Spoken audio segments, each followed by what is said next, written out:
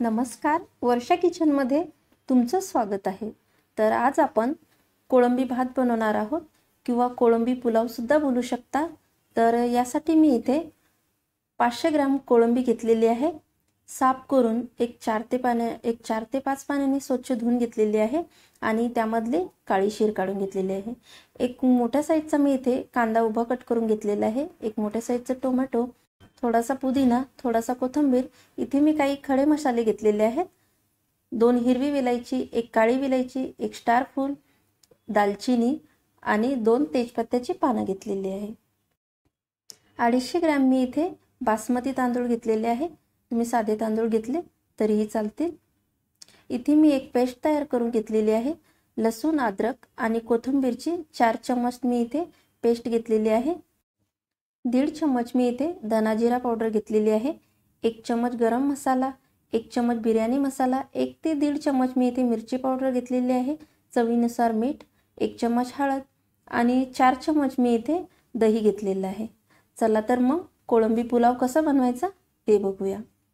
तर कोळंबी पुलाव मी मातीच्या भांड्यामध्ये बनवणार आहे। तर पहिले आपण यामध्ये 2 चम्मच तेल टाकूया। हलकसं तेल गरम झालं की यामध्ये आपण तेजपत्ता टाकूया। पानाचा कलर चेंज झाला, आता यामध्ये आपण खडे मसाले टाकूया। मिनिटभर आपण खडे मसाले तेलामध्ये चांगले परतून घेऊ। मसाले परतून घेतले, आता यामध्ये कांदा टाकूया आणि 2 ते 3 मिनिटं आपण कांदा लालसर रंगावर परतून घेऊ।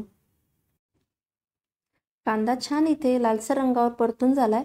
आता यामध्ये आपण टोमॅटो टाकूया आणि टोमॅटो सुद्धा एक नरम होईपर्यंत 2 ते 3 मिनिटं परतून घेऊ।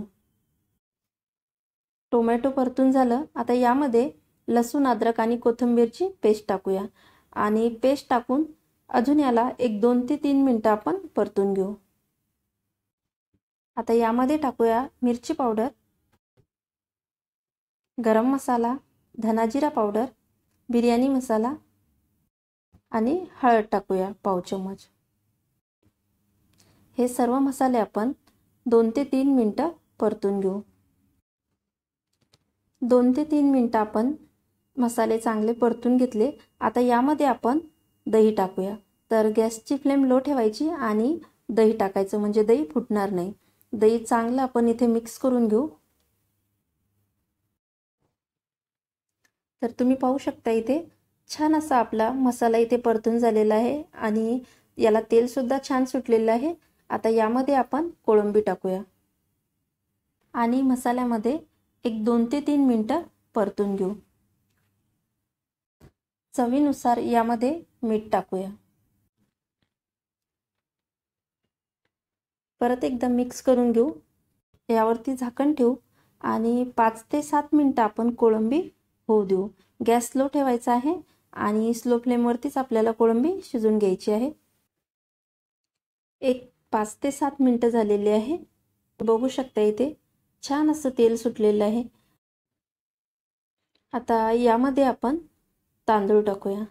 तर तांदूळ मी इथे स्वच्छ धुवून घेतलेले आहे। सर्व तयारी करेपर्यंत तांदूळ आपले छान भिजले आहेत। मिक्स करून घेऊ।